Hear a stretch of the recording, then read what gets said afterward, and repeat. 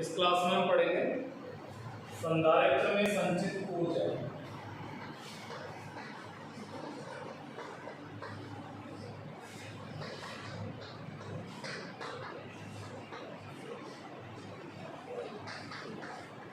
संचित ऊर्जा को या स्थितिज ऊर्जा को U से डिनोट करते हैं। मान लो ये कोई संधारित्र है और इसके साथ ये एक सेल लगा दिया। जैसे ये सर्किट पूरा करेंगे, इसमें से प्लस और इसमें से माइनस आवेश जाना शुरू होगा। या ऐसे कहेंगे कि यहाँ से इलेक्ट्रॉन जाएगा इधर और इसके इलेक्ट्रॉन आ जाएंगे इधर। तो इसमें से मान लो प्लस आवेश, इसमें पहला आवेश गया और इसमें से माइनस का पहला आवेश गया, तो कोई वर्क नहीं होगा, क्योंकि स्टार्टिंग में जो पार्टिकल जाएगा वो किसी का विरोधी साइन नहीं करेगा। अब जैसे यहाँ से दूसरा आवेश जाएगा तो दूसरा आवेश जाने से पहले मान लो यहाँ रास्ते में है तो ये इसका विरोध करेगा, प्रतिकर्षण करेगा। तो इसलिए दूसरा आवेश स्थापित करने के लिए सेल को कार्य करना पड़ेगा। इधर से माइनस आवेश आ रहा है तो ऐसे करके ये थोड़ा थोड़ा आवेश बढ़ाता जाएगा, तो पिछला वाला आवेश विरोध करता जाएगा, जिस वजह से इसको वर्क करना पड़ेगा, कार्य करना पड़ेगा। अब तीसरा आवेश जाएगा तो विरोध करने वाले दो हो गए, अब विरोध और ज्यादा होगा तो पहले से थोड़ा ज्यादा कार्य होगा। अगर मान लो पहले 1 जूल कार्य हो रहा था तो अब मान लो 1.1 जूल होगा, थोड़ा ज्यादा होगा। इसके बाद में जब 14 आवेश जाएगा तो विरोध करने वाले 3 हो गए, तो इसलिए इसको ज्यादा एनर्जी खर्च करनी पड़ेगी, ज्यादा वर्क करना पड़ेगा। अब मान लो 1.2 जूल वर्क करना पड़ रहा है, तो धीरे धीरे आवेश बढ़ता जाएगा और धीरे धीरे जो कार्य की मात्रा है वो भी बढ़ती जाएगी। तो जब ये बिल्कुल आवेशित नहीं था और जब ये लास्ट में फुल चार्ज हो जाएगा तो उसको हम अगर छोटे छोटे पार्ट में बांटे तो कार्य समान नहीं आएगा, बढ़ते हुए क्रम में आएगा। इसलिए इसमें इंटीग्रेशन समाकलन यूज करेंगे। तो उसके लिए मान लेते हैं स्टार्टिंग में कोई कंडीशन, मान लेते हैं शुरू में आवेश 0 है, शुरू में वोल्टेज 0 है और इसकी धारिता C है, वो तो शुरू से एंड तक कांस्टेंट रहेगी। तो हम बीच में कहीं पर भी इसकी एक वैल्यू एज्यूम कर लेते हैं, मान लेते हैं। माना संधारित्र का आवेश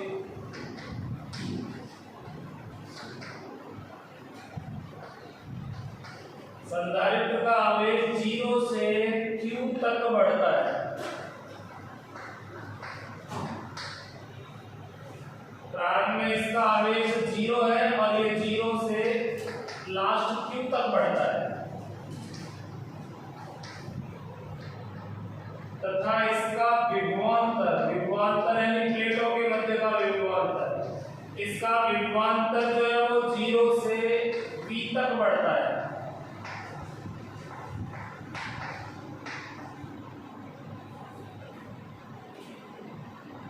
जैसे जैसे आवेश बढ़ेगा वैसे वैसे विभवांतर बढ़ेगा, तो विभवांतर का मान शुरू में 0 होगा जब आवेश 0 होगा और धारिता कांस्टेंट है।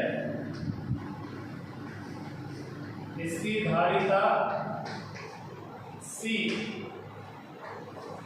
वो तो C ही रहेगी, उसमें चेंज नहीं होगा, वो तो कांस्टेंट ही रहेगी।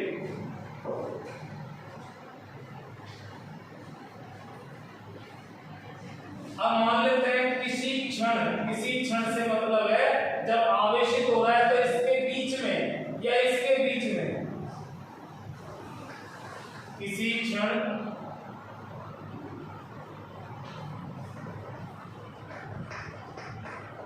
संधारित्र का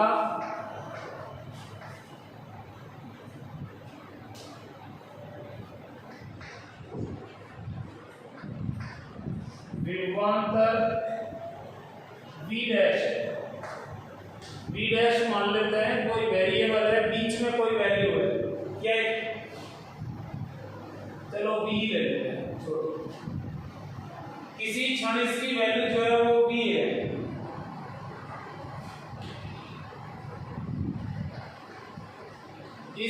क्षण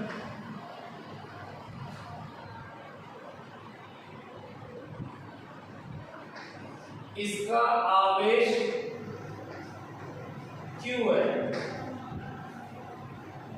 मान लो इसकी स्टार्टिंग हो रही है 0 से लेकर Q तक। ये स्टार्टिंग में आप 0 आवेश और लास्ट में ये, तो बीच में कहीं पर भी हमने Q आवेश मान लिया। ऐसे ही 0 से वोल्टेज बढ़ेगा, आगे जो भी वैल्यू है बीच में हमने कहीं पर भी विभवांतर, इसको भी V मान लिया, विभव मान लो। अब हम इसमें वो वाला फॉर्मूला लगाएंगे, कार्य बराबर आवेश गुना विभवांतर। अभी फिलहाल इसका विभवांतर V है, इसका आवेश Q है। इसमें मैं थोड़ा सा चेंज करूं विभव में, तो इस थोड़े से चेंज में कार्य जो होगा वो इससे निकलेगा। इसी क्षण, यानी इस वाले क्षण जब आवेश ये है, इसी क्षण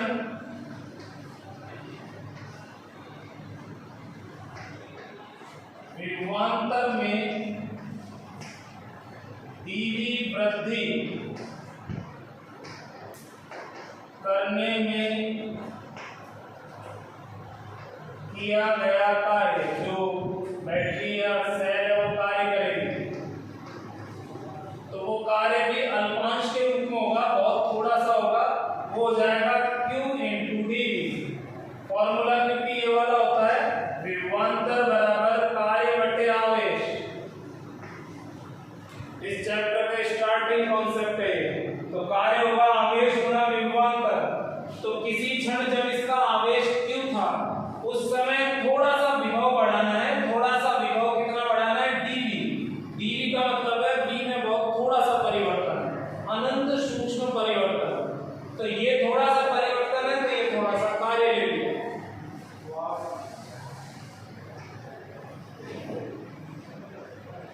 अब Q इक्वल टू होता है CV। किसी क्षण आवेश Q था, उस क्षण विभव में भी मान लिया विभवांतर, तो Q बराबर CV रख देंगे। ज्यादा बड़ा डेरिवेशन नहीं है, लेकिन बस चित्र से नहीं है, ये चित्र से नहीं होता है तो डेरिवेशन थोड़ा सा अटपटा हो जाता है, क्योंकि थ्योरेटिकल कॉन्सेप्ट है। इसमें थोड़ी सी स्टार्टिंग जरूर इसकी अजीब है, लेकिन ज्यादा बड़ा नहीं है, इसलिए सिंपल ही। अब हमें चाहिए टोटल कार्य।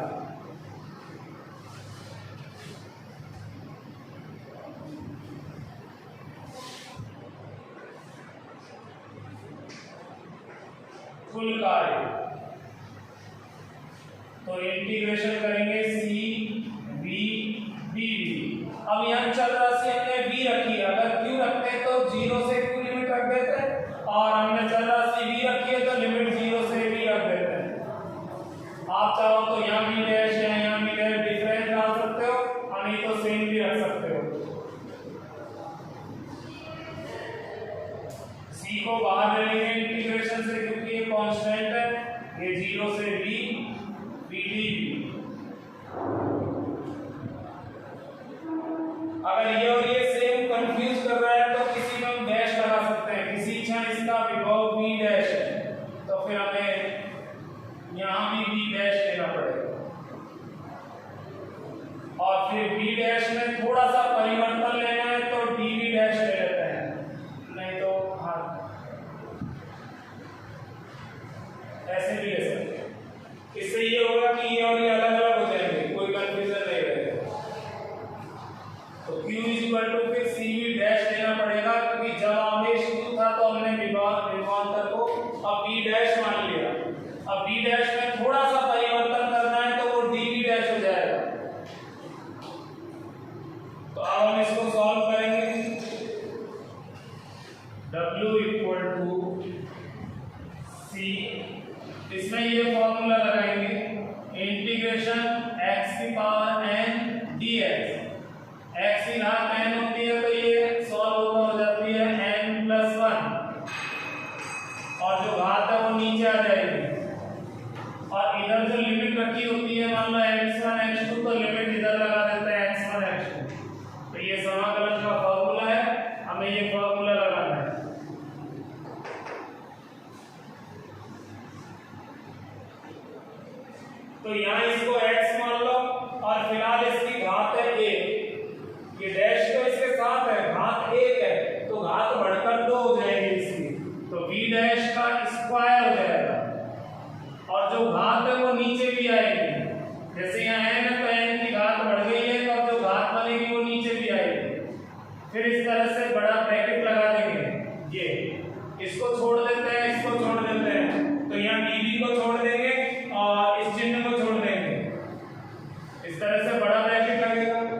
नीचे वाली लिमिट 0 है तो वो नीचे आ जाएगी, ऊपर वाली लिमिट b है तो वो यहाँ आ जाएगी। तो ये समाकलन सॉल्व करने का फॉर्मूला है, लिमिट लगाने का रूल है। अब लिमिट को खोलना है, लिमिट को अप्लाई करना है।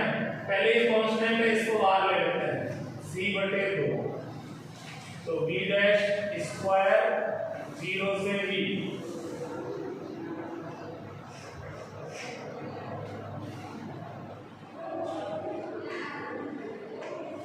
अपर लिमिट रखेंगे, यानी कि b का मान b डैश की जगह रखेंगे तो b स्क्वायर, फिर लिमिट में माइनस आता है, फिर नीचे वाली वैल्यू रखेंगे 0 तो 0 हो जाएगा, 0 का स्क्वायर 0 होगा, 0 को घटाने से कोई फर्क नहीं पड़ेगा तो इसको छोड़ दो, तो ये हो गया c/2 b स्क्वायर, यानी कि हाफ cv स्क्वायर। यही कार्य संधारित्र में, संधारित्र नहीं है कोई सिंपल चालक है तो उसमें भी हो जाएगा, क्योंकि मैंने यहाँ कोई संधारित्र का स्पेशल फॉर्मूला नहीं लगाया। अगर मैं लिख देता हूँ चालक में संचित ऊर्जा तो भी यही फॉर्मूला होगा। यही कार्य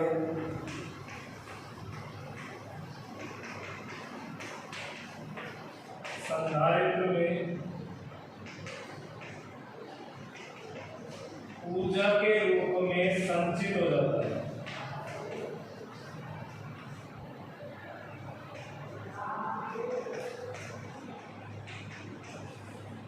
यहाँ ये जो कार्य है संधारित्र में ऊर्जा के रूप में संचित हो जाएगा, अर्थात फिर हम W की जगह U लिख देंगे और फॉर्मूला ये रह जाएगा हाफ cv स्क्वायर।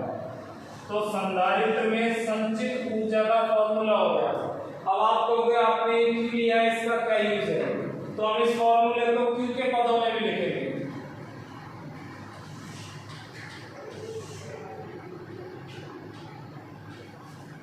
इसको इक्वेशन फर्स्ट मान,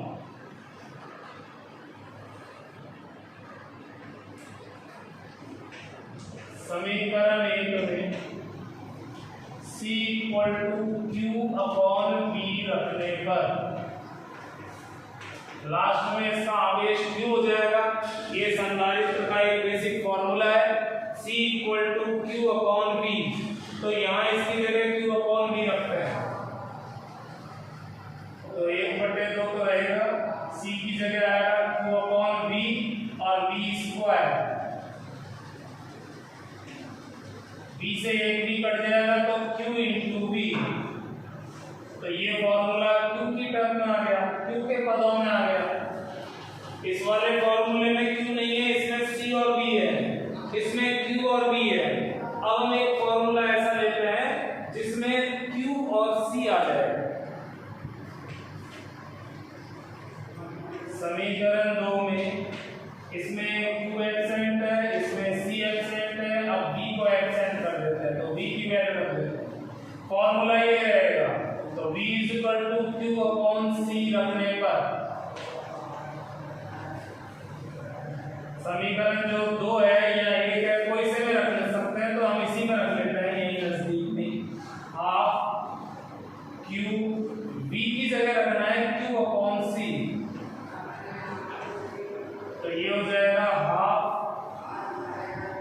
q²/c। हालांकि डेरिवेशन को दूसरे तरह से भी कर सकते हैं, यहाँ dqv लेकर तब ये वाला फॉर्मूला डिराइव होता है, ये वाला b की वैल्यू लगकर, तो इससे ये बन जाएंगे। तो कोई सा भी मेथड लगा दो, उसमें कोई इश्यू नहीं है, हम इसी मेथड को रहने देते हैं और फॉर्मूले फिर तीनों निकालते हैं। अतः हमें 3 फॉर्मूले मिल गए तो उनको एक साथ लिख लेते हैं। एक फॉर्मूला तो मिला हाफ cv स्क्वायर, ये वाला, दूसरा फॉर्मूला ये हो गया हाफ q × b, और तीसरा फॉर्मूला हो गया हाफ q²/c।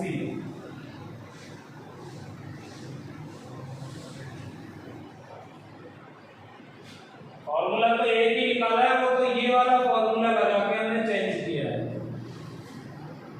तो छोटा डेरिवेशन है, ज्यादा बड़ा नहीं है, इसमें थोड़ी सी थ्योरी के बाद में देखो कितना सा काम है, कुछ ज्यादा काम नहीं है। डेफिनेशन तो यही पूरा हो गया, ये तो फॉर्मूले तो और फॉर्मेट है।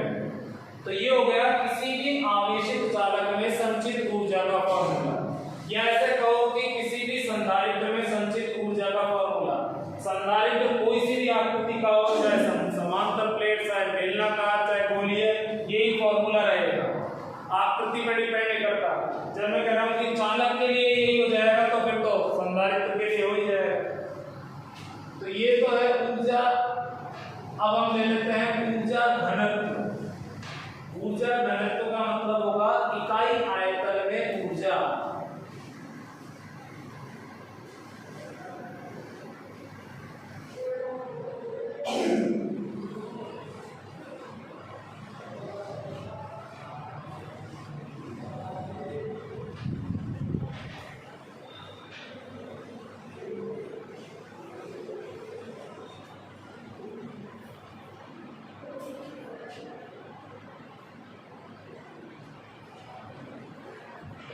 अब ले लेते हैं संधारित्र में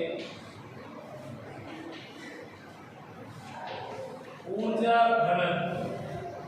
ऊर्जा घनत्व का मतलब है इकाई आयतन में ऊर्जा।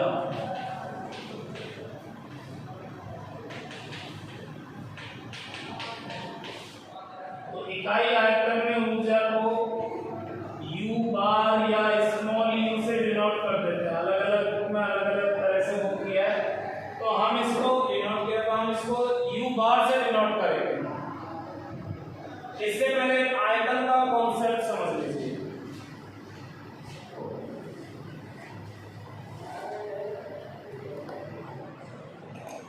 मान लो ये एक घनाभ है, इधर वाली सतह वर्ग आयताकार और इधर वाली सतह आयताकार। मान लेते हैं ये लंबाई L, ये चौड़ाई B और ये हाइट H। अगर मैं इस भुजा को इस भुजा से गुणा कर दूं तो ये इसका क्षेत्रफल बन जाएगा, और तीसरी भुजा को गुणा करते ही आयतन बन जाएगा।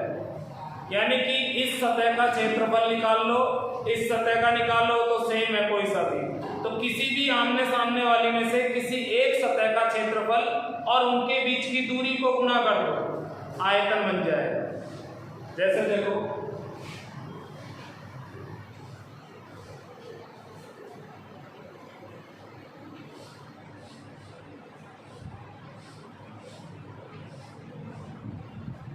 ये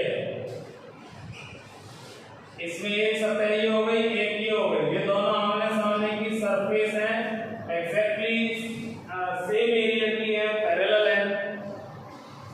मान लेते हैं ये हाइट है h, ये लेंथ है यहाँ पर l, और ये चौड़ाई मान लो b। अगर आपको आयतन लिखना है घनाभ का तो आप इस तरह से लिखते हो LBH। अब आप देखो ये वाली जो सरफेस है, ये आयताकार या वर्गाकार जो भी है, इसका क्षेत्रफल होगा A into B, sorry H into B। तो H इंटू B जो है वो यहाँ पर बन गया एरिया A, इस वाली सतह का क्षेत्रफल A। तो इस सतह का क्षेत्रफल जो है उसमें दो चीजें ऑलरेडी शामिल हैं, ये दोनों, बस तीसरी भुजा और लेनी है, आयतन बन जाएगा। तो क्षेत्रफल को जिस सतह का क्षेत्रफल ले रहे हैं उससे सामने वाली सतह की दूरी को गुणा कर दो, आयतन बन जाएगा। ऐसा इसमें नहीं, किसी भी शेप में होता है, जैसे बेलन है, बस ये है कि नीचे से ऊपर तक अनुप्रस्थ काट एक जैसा होना चाहिए। शंकु में नहीं होगा, शंकु या सकड़ा हो गया या चौड़ा हो गया, इसमें हो जाएगा। जैसे मान लीजिए नीचे जो वृत्ताकार सतह है और ऊपर वाली वृत्ताकार सतह है, समान क्षेत्रफल है, समांतर है, मतलब यहाँ से यहाँ तक एक जैसा है अनुप्रस्थ काट। अगर मान लीजिए इसका एरिया हमें पता है A और दोनों के बीच की डिस्टेंस H मान लो, L मान लो, तो इन दोनों को गुणा कर दो, AH, ये बन जाएगा आयतन। क्योंकि एरिया जो होता है वो होता है पाई आर स्क्वायर और ये H, ये हो गया आयतन। तो आपको पता है बेलन का आयतन होता है पाई आर स्क्वायर H। तो पाई आर स्क्वायर जो है वो इसका क्षेत्रफल है। तो इस तरह से कोई भी आकृति है, बेस का क्षेत्रफल ले लो, ऊंचाई से गुणा कर दो। अगर ये आड़ी रखी है तो इधर वाली सतह का क्षेत्रफल ले लो और लेंथ से मल्टीप्लाई कर दो। तो ऐसा ही हम समांतर प्लेट संधारित्र के लिए करेंगे।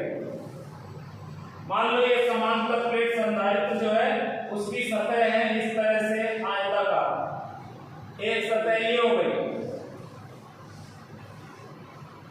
तो समांतर प्लेट संधारित्र की जो एक सतह है उसका क्षेत्रफल हम a लेते हैं, तो सामने वाली का भी a होगा, और इससे जो डिस्टेंस है उसको d लेते हैं, तो यहाँ a इंटू d ये बन जाएगा आयतन। तो समांतर प्लेट संधारित्र का आयतन होता है a into d, area of plate any one plate and distance between two plates. किसी भी एक प्लेट का क्षेत्रफल ले लो और दोनों प्लेट के बीच की दूरी ले लो, इन दोनों का गुणनफल आयतन। तो क्योंकि आप जब इसको ऐसे मिलाओगे तो घनाभ ही बनेगा। अब आप कहते हो कि समांतर प्लेट संधारित्र में जरूरी नहीं कि प्लेट आयताकार हो, वृत्ताकार भी हो सकती है। तो चलो वृत्ताकार ले लेते हैं। मान लो ये दो प्लेट हो गई वृत्ताकार, इसका क्षेत्रफल a और ये डिस्टेंस d, तो a इंटू d ये बेलन का आयतन होता है, तो बेलन का बन जाएगा, यहाँ h की जगह d आ गया बस। तो समांतर प्लेट संधारित्र का आयतन ये होता है। पहले मैंने इसको अलग से इसलिए समझाया है क्योंकि इसमें हम यूज करेंगे।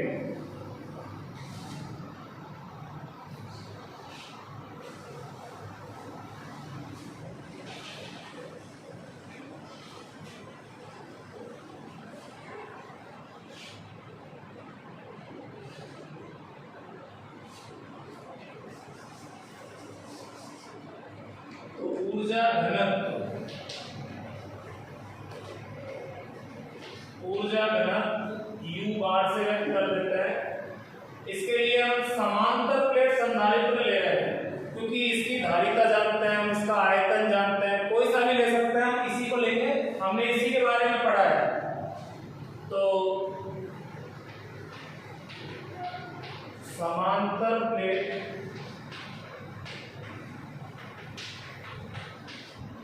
संधारित्र की कुल ऊर्जा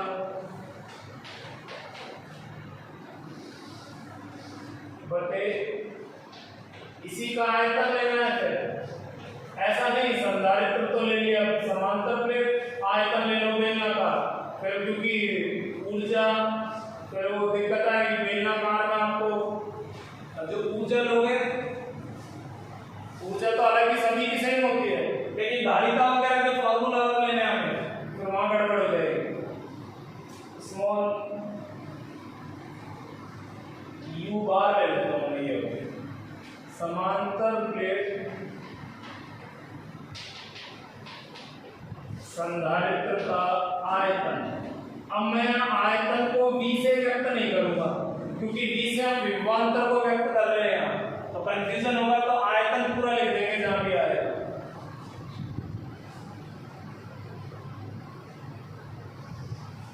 समांतर प्लेट संधारित्र की ऊर्जा तो हाफ CV², कोई सा भी संधारित्र हो ऊर्जा यही होगी। समांतर प्लेट संधारित्र का आयतन तो A इंटू D, ये आयतन हो जाएगा जो अभी मैंने बताया। तो U बार इक्वल टू 1/2, ये 2 नीचे आ जाएगा, CV²/AD।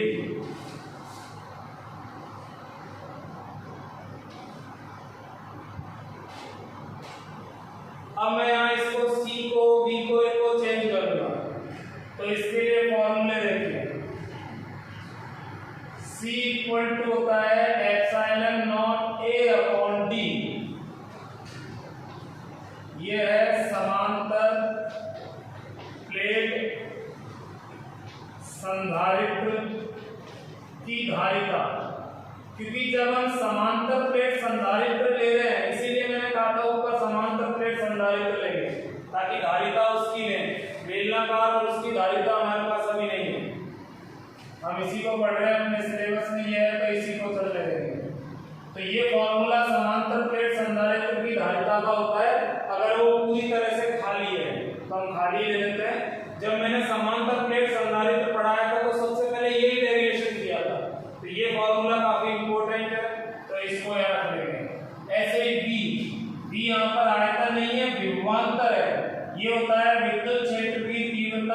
माना दूरी, प्लेटों के बीच में हमने निर्वात लिया है तो ये हो जाएगा विद्युत क्षेत्र की तीव्रता और ये प्लेटों के बीच की दूरी।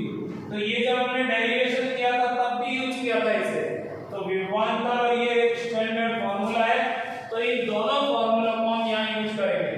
तो C की जगह ये रख देते हैं epsilon not A upon D, ये C की जगह आ गया, V की जगह आएगा E0 इंटू D इसका स्क्वायर, और ये A इंटू D और बच रहा है तो इसको यहाँ रख देते हैं। तो U bar equal to 1/2 epsilon 0 A से A कैंसिल हो जाएगा, यहाँ स्क्वायर करेंगे तो दोनों का स्क्वायर होगा तो D स्क्वायर और यहाँ भी D स्क्वायर होगा तो उससे कैंसिल हो जाएगा, तो ऊपर सिर्फ इसका स्क्वायर बच जाएगा। तो कंप्लीट सॉल्व करने पर ओनली ये बचेगा। तो छोटा सा टॉपिक ये हो गया ऊर्जा घनत्व, लेकिन ये छोटे से टॉपिक में फॉर्मूले कितने हो गए ये देखो। एक तो ऊर्जा घनत्व का ही फॉर्मूला हो गया ये तो, इसके बाद मैंने इसकी जगह ये रखा, इसकी जगह ये, तो दो फॉर्मूले ये हो गए, तीन, फिर दो फॉर्मूले ये रख दिए, 5, और लास्ट में जो है वो भी एक फॉर्मूला है। तो अभी फिलहाल यहाँ पर 6 फॉर्मूले हैं इतने से इसके, इसलिए छोटी सी है लेकिन इसमें फॉर्मूले ज्यादा है इसलिए अक्सर उलझने के चांस रहता है। अब ये जो ऊर्जा घनत्व है ये ओनली माध्यम पर डिपेंड कर रहा है और विद्युत क्षेत्र की तीव्रता पर। तो समांतर प्लेट संधारित्र की जो प्लेट है उनके बीच में विद्युत क्षेत्र जो बनता है ये यहाँ पर कंप्लीट हो गया। अब मैं कुछ एक्स्ट्रा इसके बारे में बता देता हूँ। मान लो ये संधारित्र है, हम इसको जैसे जैसे चार्ज कर रहे हैं वैसे वैसे ये विद्युत क्षेत्र बन रहा है। तो विद्युत क्षेत्र कहाँ से आया? विद्युत क्षेत्र जो है वो एनर्जी की वजह से आया। बैटरी ने जो अपनी एनर्जी खर्च की है उस खर्च करने से ही तो विद्युत क्षेत्र बना। तो यहाँ विद्युत क्षेत्र के रूप में एनर्जी स्टोर है। तो इसमें महत्वपूर्ण बात यह है कि संधारित्र में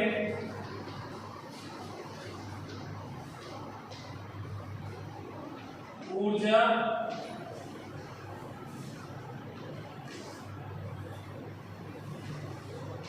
विद्युत क्षेत्र के रूप में संचित होती है।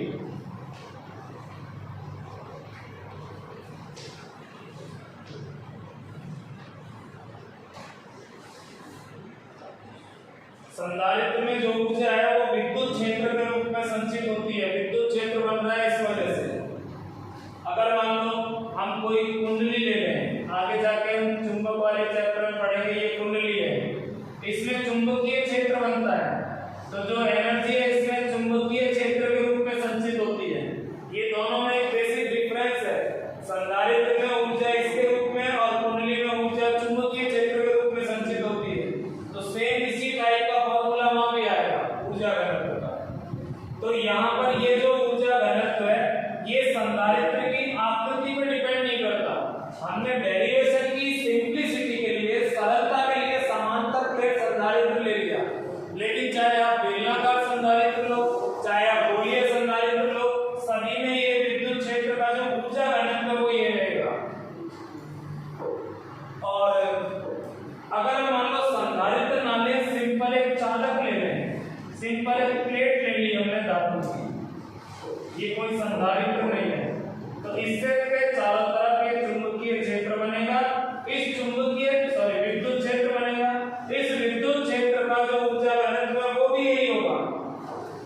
तो विद्युत क्षेत्र के इकाई आयतन में ऊर्जा घनत्व, उसके लिए यही फॉर्मूला अप्लाई कर देंगे, क्योंकि संधारित्र के बीच में विद्युत क्षेत्र बन रहा है और वो जो विद्युत क्षेत्र है वो इकाई आयतन का निकाला है हमने।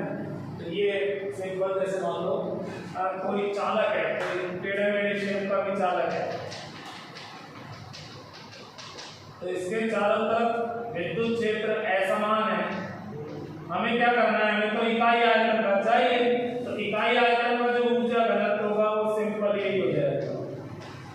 अगर चारों तरफ कोई माध्यम या वैक्यूम नहीं है तो फिर यहाँ एप्सिलॉन नॉट की जगह एप्सिलॉन ही लगाना पड़ेगा और ई नॉट की जगह ई लगाना पड़ेगा।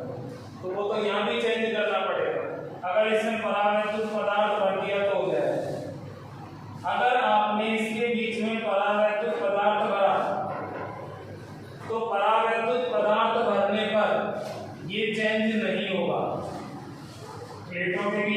कांस्टेंट रहेगी, तो ये तो चेंज होगा नहीं, चेंज होगा सिर्फ ये विद्युत क्षेत्र की तीव्रता चेंज हो जाएगी, क्योंकि फिर तीव्रता E0 की जगह EM लेंगे और तीव्रता का फॉर्मूला होता है 1/4πε0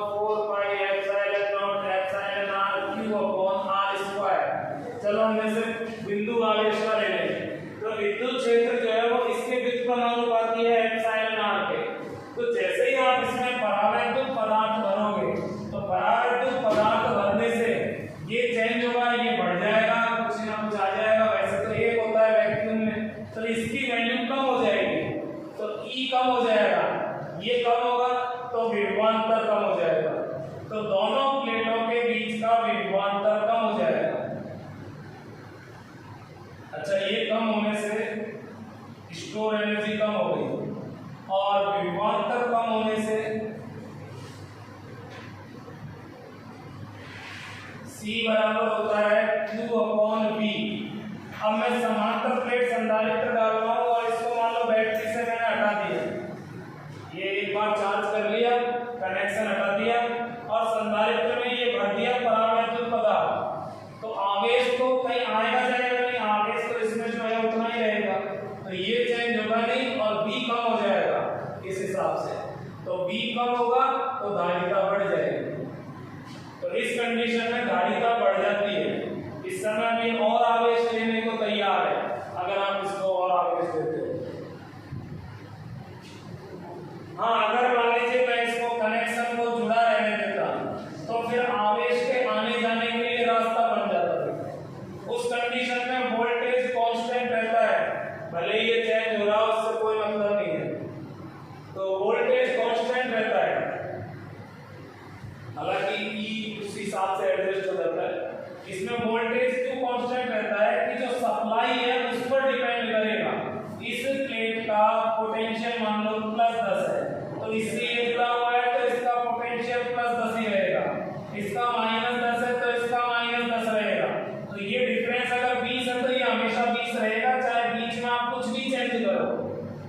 तो इस कंडीशन में ये कांस्टेंट रहेगा। इस कॉन्सेप्ट पे ध्यान मत दो, अब इसी को देखो डायरेक्ट। इस कंडीशन में ये कांस्टेंट रहेगा और धारिता बढ़ती है। धारिता तो इस पे हिसाब लगा हुआ epsilon not epsilon r A/T से, तो ये इसके प्रोपोर्शनल है, तो धारिता बढ़ जाएगी। धारिता बढ़ेगी तो आवेश बढ़ेगा, यानी कि हम ये और आवेश ले रहे हैं क्योंकि ये जुड़ा हुआ है। वोल्टेज कांस्टेंट रहेगा, आवेश बढ़ा देगा। तो इसी के साथ ये चैप्टर भी कंप्लीट हो गया और आज की वीडियो भी कंप्लीट हो गई। नेक्स्ट वीडियो में मैं कुछ और प्रॉब्लम्स बताऊंगा इसकी। बाय।